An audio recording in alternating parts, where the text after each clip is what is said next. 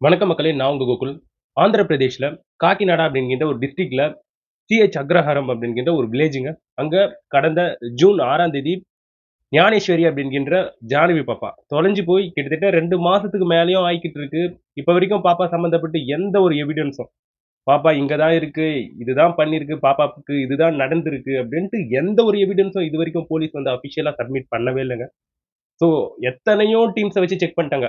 Talk squad, அதுக்கப்புறம் thermal drone cameras, நெறைய teams, collector வந்துட்டாங்க, மினிஸ்டர் வந்துட்டாங்க, எல்லாமே பண்ணிட்டாங்க.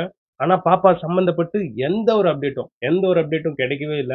ஸோ கேஸ் இன்னமும் அப்படியே விறு அப்படின்ற மாரி போயிட்டு இருந்தது. ஸோ எல்லாருக்கும் நம்பிக்கை இத்தன பேருடைய சப்போர்ட் கிடைச்சுக்கிட்டு இருக்கு. கூடிய சீக்கிரத்தில பாப்பா சம்மந்தப்பட்ட டீட்டெயில்ஸ் எல்லாமே கிடைச்சிரும் அப்படிங்கின்ற ஒரு நம்பிக்கை வந்து எல்லாருக்குள்ளயும் இருந்துச்சுங்க. So including me. ஸோ என்ன மாரி தான் நீங்களும். பட் எல்லாருக்கும் ஒரு கட்டத்துல வந்து நம்பிக்கை என்பது சிதைய ஆரம்பிச்சுச்சு.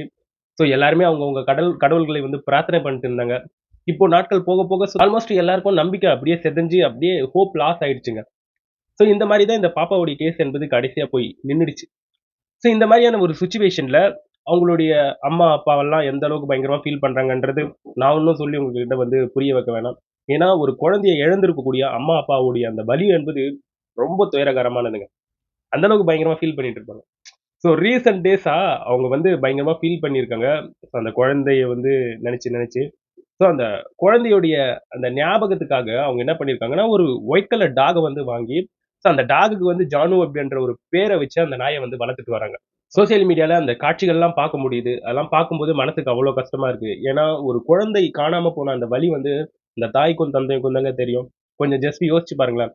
ஸோ அவங்க இருக்க வேண்டிய இடத்துல நம்ம இருந்தா அது எவ்வளோ வலிக்கும்ன்றது, அவங்க இடத்துல இருந்து பார்த்தா தான் தெரியும். ஸோ அது போன்ற ஒரு வலிய வந்து ஃபேஸ் பண்ணிட்டு வராங்க அவங்க. ஸோ அதெல்லாம் பார்க்கும்போதே மனசுக்கு கஷ்டமா இருந்தது. பட் அவங்க லிட்டரலி அவங்களுடைய தேடுதல் பணிய அவங்க வந்து விடவே இல்லங்க. எல்லா இடத்துலயும் தேடிட்டு வராங்க. அது மட்டும் இல்லாம இந்த ஜோசியம் சார்ந்து அவங்க வந்து நெறைய பேர்கிட்ட போயிட்டு ஜோசியக்காரர்கள் கிட்ட வந்து போயிட்டு அவங்க பார்க்குறாங்க. குழந்தை எந்த இடத்துல இருக்கு? ஏது இருக்கு? அப்படின்ட்டு அவங்க அந்த ஜோசியக்காரர்கள் கிட்ட கேட்கும்போது, அவங்களும் ஏதோ ஒரு இடத்த வந்து குத்து மதிப்பா அடிச்சு விடுறாங்க. அந்த இடத்துல போயிட்டு பாவம் இந்த குழந்தைய தொலைத்து இருக்கக்கூடிய பெற்றோர்கள் போய் தேடுறாங்க. அந்த இடத்துல குழந்தை காணோம். எதுவா இருந்தாலும் நம்புறாங்க. அந்த இடத்துல போய் தேடுறாங்க. குழந்தை எப்படியாச்சும் கிடைச்சிராதா அப்படிங்கிற அந்த மனநிலை உண்மையாவே மனசுக்கு ரொம்ப கஷ்டமா இருக்கு. அந்த பெற்றோர்களை நினைக்கும்போது. ஸோ ரீசென்ட் அப்டேட் என்ன நடந்திருக்கு அப்படின்னு பார்க்கும்போது, அதாவது ஆந்திர பிரதேஷ்ல இருக்கக்கூடிய ஹைகோர்ட்ல ஸ்ரீகாந்த் அப்படின்கின்ற ஒரு வழக்கறிஞர் வந்து பொதுநல மனுவை வந்து தாக்கல் செஞ்சிருக்காங்க.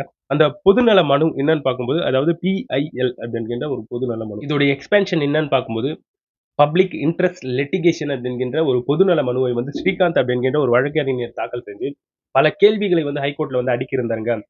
ஸோ குழந்தை தொலைஞ்சு போய் கிட்டத்தட்ட 2 மாசத்துக்கும் மேல வந்து ஆயிக்கிட்டு இருக்கு. இந்த கேஸ்ல வந்து போலீஸ் நெறைய ஸ்குவாட நெறைய விஷயங்கள வச்சு ஆய்வு செஞ்சு பார்த்துட்டாங்க. ஸோ அந்த இடத்துல வந்து மிகப்பெரிய ஒரு தேடுதல் வேட்டை பண்ணாங்க. ஆனா பாப்பாவ கண்டுபிடிக்க முடியல. கலெக்டர் வந்தாரு. ஹோம் மினிஸ்டர் வந்தாங்க. இத்தன பேர் வந்தும், பாப்பா சம்மந்தப்பட்டு எந்த ஒரு டீட்டெயிலும் கிடைக்கல. என்னங்க இது? அப்படின்ற மாரி ஹைகோர்ட்ல கேட்கவே, ஹைகோர்ட் வந்து சரமாரியான கேள்வியை வந்து கேட்டிருக்குங்க. ஸோ இதற்கு வந்து அரசு தரப்பு வழக்கறிஞர் வந்து என்ன சொல்லியிருக்காருன்னா, ஆல்ரெடி இந்த பாப்பா கேஸ் சம்மந்தப்பட்டு நெறைய ரிப்போர்ட்ட வந்து உங்களுடைய பெஞ்ச்ல வந்து நாங்க சப்மிட் பண்ணியிருக்கோம். அது மட்டும் இல்லாம சர்ச் ஆப்பரேஷன் வந்து தொடர்ந்து இப்போ வரைக்கும் போய்க்கிட்டு தான் இருக்கு. ஸோ போலீஸ் வந்து எல்லா கோணத்திலயும் வந்து விசாரிச்சுக்கிட்டு தாங்க சார் இருக்காங்க அப்படின்ற மாரி பப்ளிக் ப்ராசிக்யூட்டர் இருப்பாங்க பார்த்தீங்களா? அரசு தரப்பு வழக்கறிஞர். அவர் வந்து சொல்லியிருக்காருங்க. ஸோ இதையெல்லாம் கேட்ட அவங்க ஆந்திர பிரதேஷ்ல இருக்கக்கூடிய ஹைகோர்ட் வந்து ஒரு டீட்டெயில்டு ரிப்போர்ட்ட வந்து இன்னொரு 15 நாளுக்குள்ள எங்களுக்கு வந்து சப்மிட் பண்ணணும். எந்தெந்த மெத்தட்ல நீங்க வந்து அந்த குழந்தைய வந்து தேடி இருக்கீங்க. இந்த கேஸ் வந்து எப்படி போயிட்டு இருக்கு அப்படின்ட்டு ஒரு டீட்டெயில்டு ரிப்போர்ட்ட 15 டேஸ்க்குள்ள வந்து ஹைகோர்ட் வந்து கேட்டிருக்குங்க.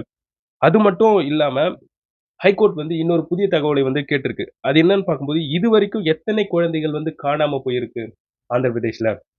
ஸோ அது வந்து ஆணா, பெண்ணா அப்படின்கின்ற டீட்டெயில்ஸ் வேணும். எத்தன ஆண் குழந்தைகள், எத்தன பெண் குழந்தைகள் காணாம போயிருக்கு. இதுல எத்தன நீங்க வந்து மீட்கப்பட்டிருக்கு. இதுல எத்தன மீட்கப்படாமயே இருக்கு அப்படின்கின்ற மொத்த டீட்டெயில்ஸும் குடுங்க. அப்படின்ற மாரி ஹைகோர்ட் வந்து இப்போ வந்து கேட்டிருக்குங்க. இந்த நிலையில ஜானவி கேஸ்ல இப்போ என்ன பிரசன்ட் அப்டேட்ன்னு பார்க்கும்போது, அவங்களுடைய அப்பா வந்து அவர்கிட்ட இருக்கக்கூடிய டூ வீலர எடுத்துக்கிட்டு வெறும் ஆந்திர பிரதேஷ்ல மட்டும் செக் பண்ணாம, ஸோ இந்தியா முழுக்க செக் பண்ணலாம். குழந்தைய வந்து யாரோ கிட்னாப் செஞ்சிருக்கலாம் அப்படின்கின்ற ஒரு கோணத்துல தானே இந்த கேஸ் வந்து பார்க்கப்பட்டு வந்துகிட்டு இருக்கு. ஆல்மோஸ்ட் எல்லாருடைய அலிகேஷனும் அப்படிதான் இருக்கு. ஸோ அதனால தன்னுடைய குழந்தைய வெறும் ஏபில மட்டும் தேடாம, குழந்தைய வந்து ஏன் ஸ்டேட் விட்டு ஸ்டேட் தாண்டி வேற ஒரு ஸ்டேட்டுக்கு வந்து கடத்திட்டு போயிருக்க கூடாது. ஸோ பல நபர்கள் இந்த குழந்தை சம்மந்தப்பட்டு வீடியோக்கள் போடக்கூடிய பல நபர்களுடைய கமெண்ட் செக்ஷன்ல இந்த குழந்தைய வந்து அங்க பார்த்தேன், இங்க பார்த்தேன் அப்படின்னு நெறைய பேர் வந்து பொத்தாம் பொதுவா அடிச்சு விடுறாங்களா? என்ன கதைன்றது தெரிய மாட்டேங்குது. பட் இந்த மாரியான விஷயங்கள் வெளிப்படவே, அவங்க அப்பாவுக்கு இது வந்து ஒரு மைண்ட்ல தோன்றியிருக்கு. சரி, நம்ம போயிட்டு வெவ்வேறு மாநிலங்கள்ல போய் தேடலாம் அப்படின்ட்டு அவருடைய டூ வீலர எடுத்துக்கிட்டு, வெவ்வேறு மாநிலங்களுக்கு தேடக்கூடிய பணியில வந்து ஈடுபட்டிருக்காரு அப்படிங்கின்ற ஒரு செய்தி கேள்விப்பட முடியுதுங்க. அது மட்டும் இல்லாம ஒரு யூடியூப் சேனல் ஸ்டார்ட் பண்ணி, அந்த குழந்தை சம்மந்தப்பட்டிருக்கக்கூடிய டீட்டெயில்ஸு, அந்த குழந்தையுடைய ஃபோட்டோஸு, அந்த குழந்தை சம்மந்தப்பட்டிருக்கக்கூடிய ஈவென்ட்ஸு, ஸோ அவங்க பர்த்டே ஃபங்ஷன்லாம் பண்ணியிருப்பாங்க இல்லையா? அது எல்லாத்தையும் அப்லோட் பண்ண போறாங்க. ஸோ, அந்த குழந்தை சம்மந்தப்பட்டு இது போன்ற டீட்டெயில்ஸ் அப்டேட் பண்றதுக்குன்ட்டு ஒரு யூடியூப் சேனல அவங்களுடைய பேரன்ட்ஸ் வந்து ஒண்ணு புதுசா ஸ்டார்ட் பண்ண போறாங்க. அப்டிங்கின்ற ஒரு தகவல் இப்ப வந்து கேள்விப்பட முடியுதுங்க. ஸோ, இத வச்சு ஒரு சிலர் வந்து என்ன இவங்க குழந்தை தொலைஞ்சு போய் எவ்வளோ மனசு கஷ்டமா இருப்பாங்க. இவங்க போய் யூடியூப் ஸ்டார்ட் பண்றாங்களே அப்டின்ட்டு குறைச்சு மதிப்பிட்றாதீங்க. ஏன்னா, ஒரு குழந்தை காணாம போன வலி அவங்களுக்கு தான் தெரியும். ஏன்னா, இந்த குழந்தை சம்மந்தப்பட்டிருக்கக்கூடிய டீட்டெயில்ஸு, இந்த ஃபோட்டோஸு, இன்னும் நெறைய தகவல்கள் அந்த யூடியூப் சேனல் பக்கத்துல வந்து போடப்படும்போது ஸோ ஆல்மோஸ்ட் இந்த குழந்தை சம்மந்தப்பட்டிருக்கக்கூடிய அனைத்து வகையான டீட்டெயில்ஸும் தெரிய வந்துரும். ஸோ இத வச்சு குழந்தை எங்க இருக்கு, ஏது இருக்கு அப்படிங்கின்ற அந்த ஃபைண்டிங்ஸ்க்கு கண்டிப்பா அது வந்து யூஸ்ஃபுல்லா இருக்கும்ன்றத வந்து மாற்று கருத்தே கிடையாது. ஸோ இது போன்ற ஒரு நிலையில யூடியூப் சேனல் அவங்க வந்து ஸ்டார்ட் பண்ணுவாங்க அப்படின்ட்டு சொல்லப்பட்டு வந்துகிட்டு இருக்கு. சம்மந்தப்பட்டிருக்கக்கூடிய டீட்டெயில்ஸும் என்னால கேள்விப்பட முடியுது. ஒருவேள அவங்க அப்படி ஸ்டார்ட் பண்ணிட்டாங்கன்னா, அதுல வந்து குழந்தையுடைய கேஸ் அப்டேட்ஸு, நான் முன்னாடி சொன்ன அந்த குழந்தையுடைய பர்சனல் டீட்டெயில்ஸு, ஃபோட்டோஸு எல்லாமே அப்லோட் பண்ணுவாங்க அப்படின்ற மாரி சொல்லப்பட்டு வந்துகிட்டு இருக்குங்க. அது மட்டும் இல்லாம அவங்க ஆந்திர பிரதேஷ்ல இருக்கக்கூடிய இந்த கிரியேட்டர்ஸ் இருப்பாங்க இல்லையா? YouTubeல நெறைய சப்ஸ்கிரைபர்ஸ் வச்சிருக்கக்கூடிய கிரியேட்டர்ஸ். ஸோ அவங்களையும் அவங்க அப்பா போயிட்டு கான்டாக்ட் பண்ணி இந்த மாரி தன்னுடைய குழந்தை சம்மந்தப்பட்டிருக்கக்கூடிய டீட்டெயில்ஸ் எல்லாத்தையும் சொல்லி, ஸோ அவங்களுக்கான அந்த உதவிய வந்து நாடிக்கிட்டு இருக்காங்க. அந்த ஜான்வி பாப்பாவுடைய பேரன்ட்ஸ்.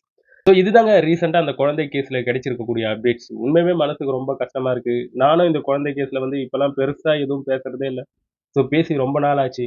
ஸோ ஆல்மோஸ்ட் எல்லாருக்குமே ஹோப் லாஸ் ஆன மாரி தான் இருக்கு. ஏன்னா பாப்பா காணாம போய் கிட்டத்தட்ட 2 மாசத்துக்கு மேல ஆயிடுச்சு. எந்த ஒரு அப்டேட்டும் கிடைக்கல. எதுவும் கிடைக்கலன்னா, நம்மளால மட்டும் என்னங்க பண்ண முடியும்?